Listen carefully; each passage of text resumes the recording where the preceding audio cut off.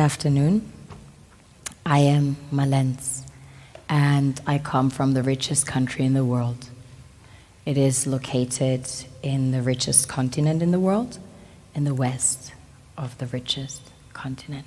My country is called Sierra Leone. On the surface, we are blessed with infinite beauty and abundance of flora and fauna, producing the most exquisite harvest of coffee, cocoa, fruits, vegetables, and caoutchouc. You name it, we've got it. We also have diverse wildlife and vast marine resources, and waterfalls and rivers that run into the most beautiful beaches. The land is golden, literally, a true paradise, which of course is inhabited by the most beautiful souls.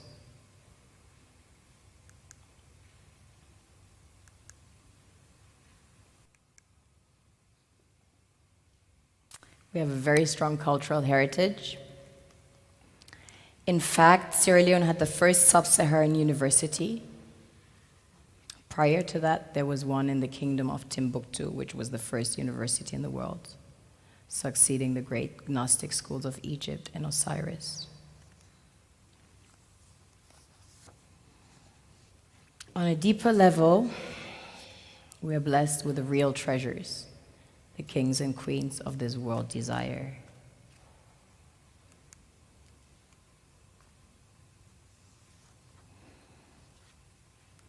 This was the largest alluvial diamond ever found. It weighs almost 1,000 carats, 969 to be precise. This beauty was found by an old lady in her backyard about 2 years ago, 125 carats. Some people mine gold in their backyards. That's quite common. Besides gold and diamonds, we have about 20 precious minerals that have been discovered as of today. We recently started extracting huge petroleum reserves that have been discovered.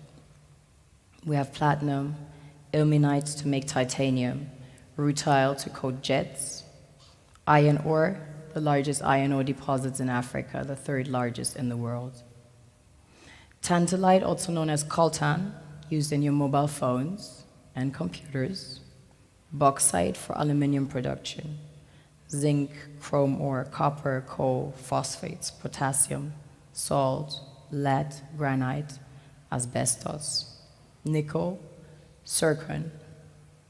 Furthermore, we have exquisite timber like mahogany and teak.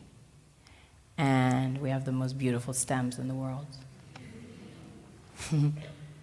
Of course, the West needs Africa's resources most desperately to power airplanes, cell phones, computers, and engines.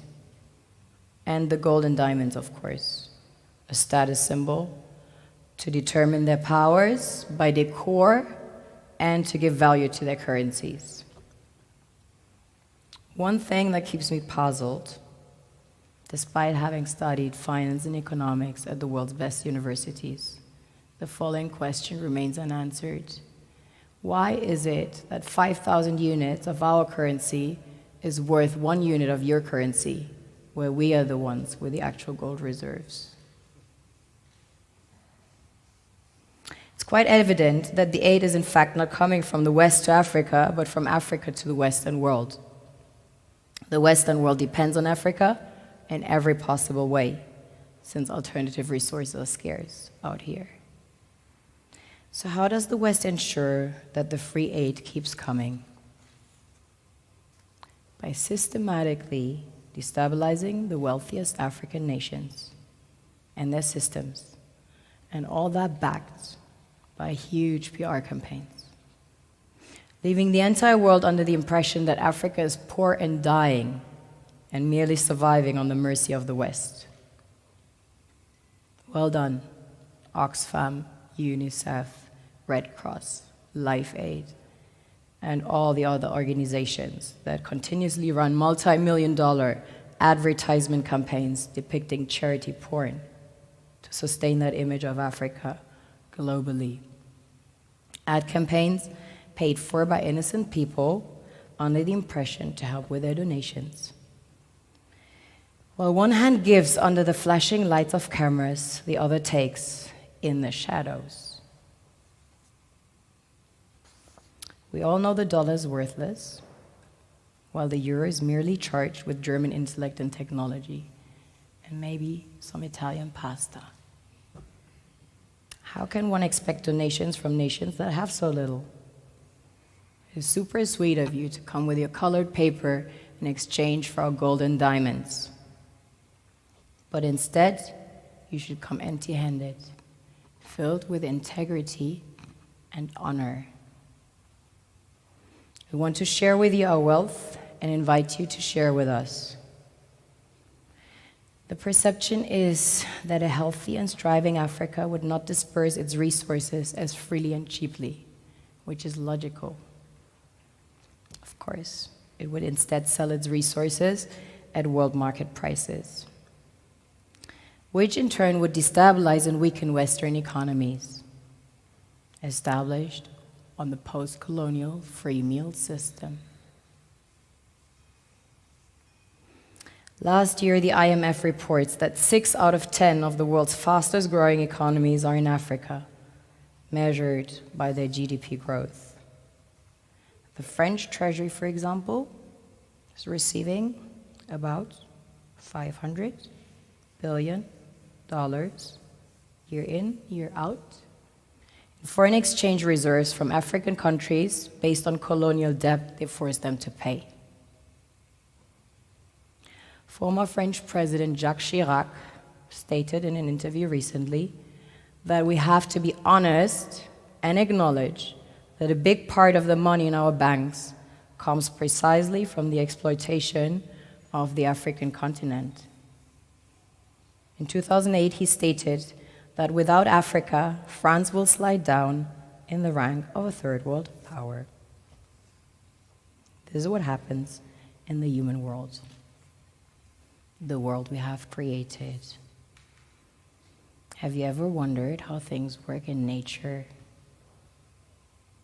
One would assume that in evolution the fittest survives. However, in nature, any species that is overhunting, overexploiting the resources they depend on as nourishment, natural selection would sooner or later take the predator out because it offsets the balance. Don't forget to like this video, subscribe to our channel, and hit the notification bell to stay informed.